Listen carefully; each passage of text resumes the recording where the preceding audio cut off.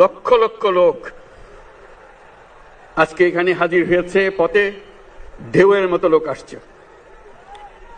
সারা বাংলাদেশ জুড়ে কোটি কোটি মানুষ আজকে এই মুহূর্তের জন্য অপেক্ষা করছে। তারা তাকিয়ে আছে হাদির কথা শোনার জন্য। আজকে বিদেশে যারা আছে বাংলাদেশি, এই মুহূর্তে তারাও হাদির কথা জানতে চায়। প্রিয় ওসমান হাদি, তোমাকে আমরা বিদায় দিতে আসি নাই এখানে। তুমি আমাদের বুকের ভেতরে আছো এবং চিরদিন বাংলাদেশ যতদিন আছে তুমি সকল বাংলাদেশির বুকের মধ্যে থাকবে। এটা কেউ সরাতে পারবে না। আমরা আজকে তোমাকে প্রিয় হাদি বিদায় দিতে আসিনি। আমরা তোমার কাছে আমরা ওয়াদা করতে এসেছি। তুমি যা বলে গেছো সেটা যেন আমরা পূরণ করতে পারি, সেই ওয়াদা করার জন্য আমরা একত্র হয়েছি। সেই ওয়াদা শুধু আমরা নয়, পুরুষানুক্রমে বাংলাদেশের সব মানুষ পূরণ করবে। সেই ওয়াদা করার জন্যই আমরা তোমার কাছে আজকে এসেছি, সবাই মিলে যে যেখানে আছি।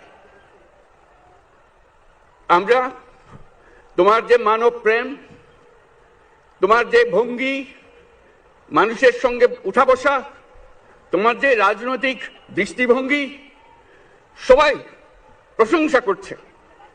সেটা আমরা মনে প্রাণে গ্রহণ করছি, যেটা যেন আমাদের মনে সবসময় জাগ্রত থাকে, আমরা সেটা অনুসরণ করতে পারি। তুমি আমাদেরকে এমন এক মন্ত্র কানে দিয়ে গেছো, সেই মন্ত্র বাংলাদেশের কেউ কোনোদিন ভুলতে পারবে না এবং এই মন্ত্র চিরদিন আমাদের কানে বাঁচতে থাকবে। সেই মন্ত্র বাংলাদেশের বড় মন্ত্র হয়ে আমাদের জাতির সঙ্গে সংযুক্ত থাকবে। তোমার মন্ত্র ছিল চলো বলবীর চির উন্নতম মশির।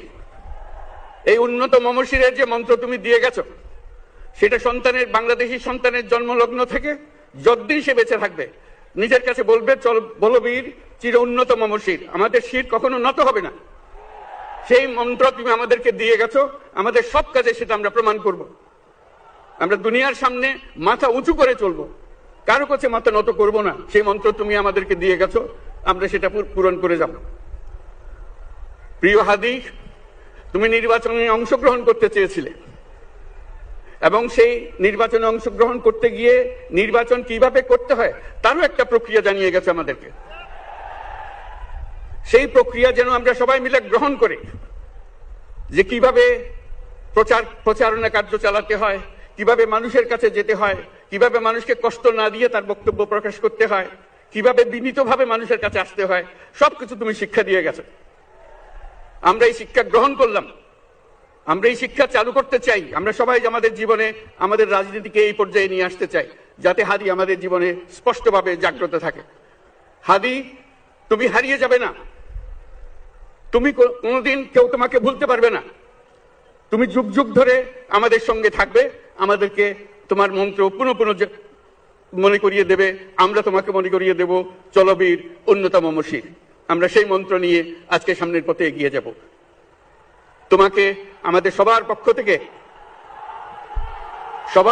থেকে তোমার সঙ্গে ওয়াদা করলাম,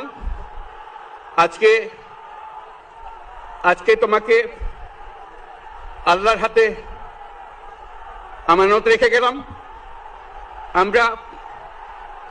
আমরা সব সময় তোমার কথা স্মরণ রেখে জাতির অগ্রগতির পথে চলতে থাকবো। ধন্যবাদ সবাইকে।